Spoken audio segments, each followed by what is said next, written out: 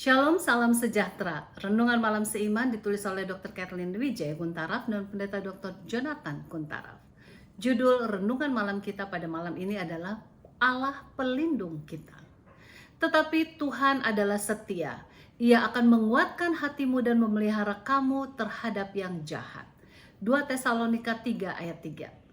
Sadar atau tidak, setiap hari kita mengalami suatu perasaan ketakutan dalam berbagai macam cara. Entah itu ketakutan akan pendapat orang lain, atau ketakutan akan masa depan, atau ketakutan untuk diserang COVID atau penyakit lainnya, atau takut akan persoalan ekonomi, atau takut menghadapi masalah rumah tangga, bahkan sampai takut menghadapi rencana kejahatan apa yang akan terjadi dalam kehidupan kita ini.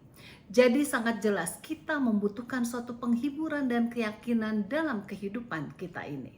Nah, pada renungan malam ini kita akan mengambil waktu untuk memusatkan pembahasan mengenai perlindungan yang Tuhan tawarkan kepada kita masing-masing melalui kebaikan dan kasih-Nya. Semoga hati kita dapat dihiburkan dan tangan kita dipenuhi dengan kekuatan saat kita memberi ruang bagi Tuhan untuk mengisinya. Sering kita takut setengah mati setiap kali kita mendengarkan seseorang berbicara tentang iblis. Ia selalu tampak begitu licik, bahkan terlalu licik untuk kita hadapi.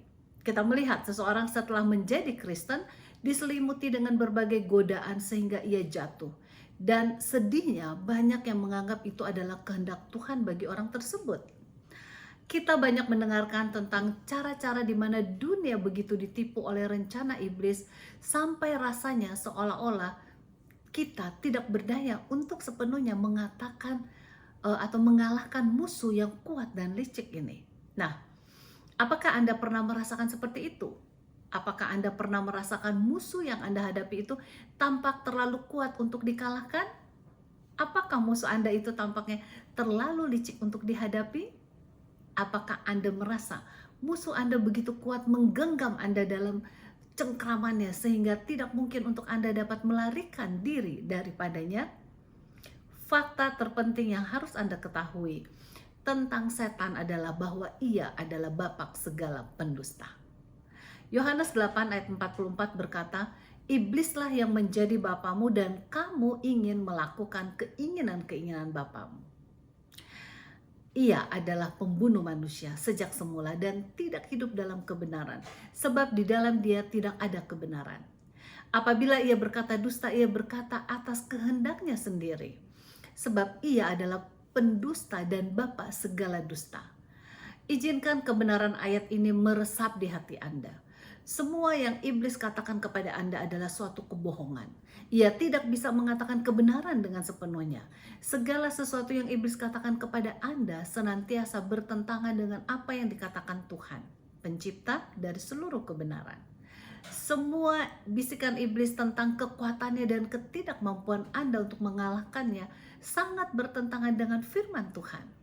Semoga kita menemukan kebebasan serta penuh kebahagiaan mulai malam ini dalam kata-kata Bapa Surgawi kita yang penuh kuasa, penuh kasih dan penuh dengan kejujuran.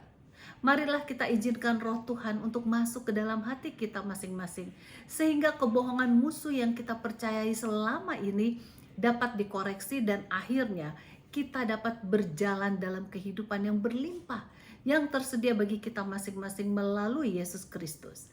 Ingatlah bahwa Allah itu setia adanya dan Ia akan menjaga Anda dari kejahatan iblis. Dengan kuasa Yesus, semua godaan dapat dikalahkannya. Tuhan adalah pelindung kita sekarang ini sampai selama-lamanya. Tuhan Yesus memberkati.